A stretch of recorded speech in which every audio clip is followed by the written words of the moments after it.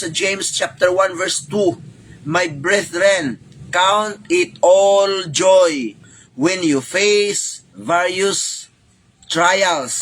Kanina yung various trials, testing di ay ni sa imong life. Testing of your faith produce patience. Opportunity di ay ning mga trials nga niabot sa tong kinabuhi tungod kay mahimo di ay ning usa ka paagi nga kita matest about patience. Ang ato di ay trials nga giatubang og naangkon mo produce di ay ni siya og patience. So, sa mga trials, circumstances, challenges, usa di ay ni siya ka ginatawag nga producer sa atong patience. Moabot di sa atong kinabuhi ang atong pasensya gamay pa, ni dako atong pasensya, ni taas pagid atong pasensya, ni lapad pagid atong pasensya, ingon ana siya may igsoon ang resulta sa mga trials. Therefore, trials, circumstances, opportunities bring us closer to God. The word patience, gitudluan ka nga ang ato daing pasensya padakon, patason when we face various trials. Mga trials is doors of opportunity. Kung pananglit kita ay kasagara gamay, kasagara mubo, kaayo, og pasensya nga tao, dali siyang masayop. Dali siyang makasala. Ayaw ninyo i-misinterpret. No? Sahay maigsoon ang wali diri, mahimo siyang gitawag og personal sa usa ka tawo.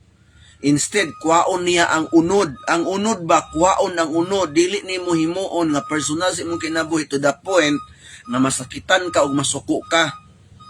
Butang na sa imong kasing-kasing na this is the opportunity nga ako makasabot, ako ma-wide akong mind. Kay gigamit ni sa Ginoo nga platform to remind us nga mahimo jud ta magkaigsunan nga mutaas ang atong pasensya. Kung maanad og mga circumstansya, kay nganong dali man siya mo bigay, dali man siya mo mangluod, dali man siya magmahay, dali man siya masakitan. Kani nga klase nga bata, nagdako ni siya nga dili magpakasaba, nagdako ni siya nga dili magpaistorya. Kay kung imo lang istoryahan gamay, lamang luod na dayon, bikil na dayon, nguban gani mo hikog-hikog na dayon. Ana bitaw gamay lang nga problema, murag dako na kay sa ilaha. Ngano man tungod kay gamay man kayog pasensya.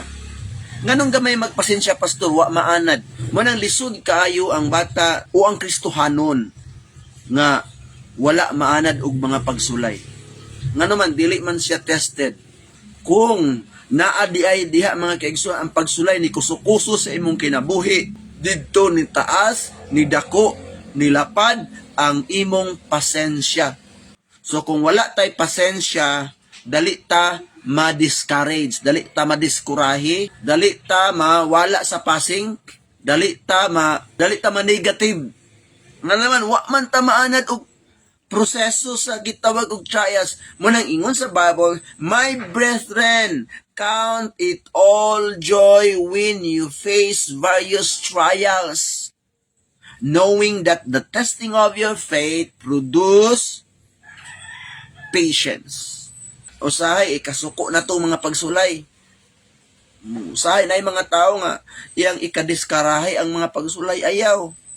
Himuon nimo ng opportunity ang pagsulay para ang imuhang faith, ang patience, muwide, mudako, dili ka ma-discourage, diha sa pagsulay, diha ma-test, unsa gyud adako, ka-wide ang iyang pasensya sa usag-usa. Dili pwede ang tao nga mubo ra kay pasensya, gamay ra kay pasensya. Suunan kasagara masayop sa mga decision making tungod kay dili maminaw, dili mo discern sa mga pagsulay nga nidangat sa kinabuhi. Unsa man nga pagsulay dapat i-discern. Ayaw pataka og interpret mga kaigsuonan. Dili ta magpataka og desisyon mga kaigsuonan.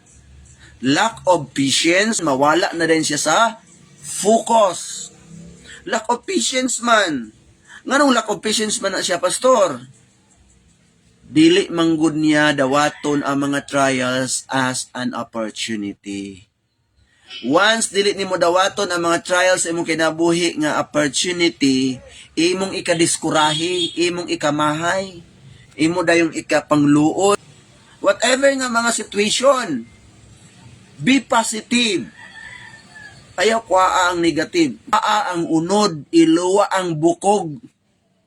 Kay kung dili nimo paminawon mga kaigsunan ang mensahe, ang punto, imong ato din ikamahay, ikasilo, ikadiskarahe. Mao nang ang mga tao nga mubo og gamay kay pasensya maigsuon, mawala sa focus, dali makasala, dali siya madrain, dali siya ma-distract. Negative effects ay ang life, ang mga circumstances, the opportunity of circumstances. Diha di ay sa mga circumstansya, sa mga trials, diha di ay makigsunan, it will produce patience.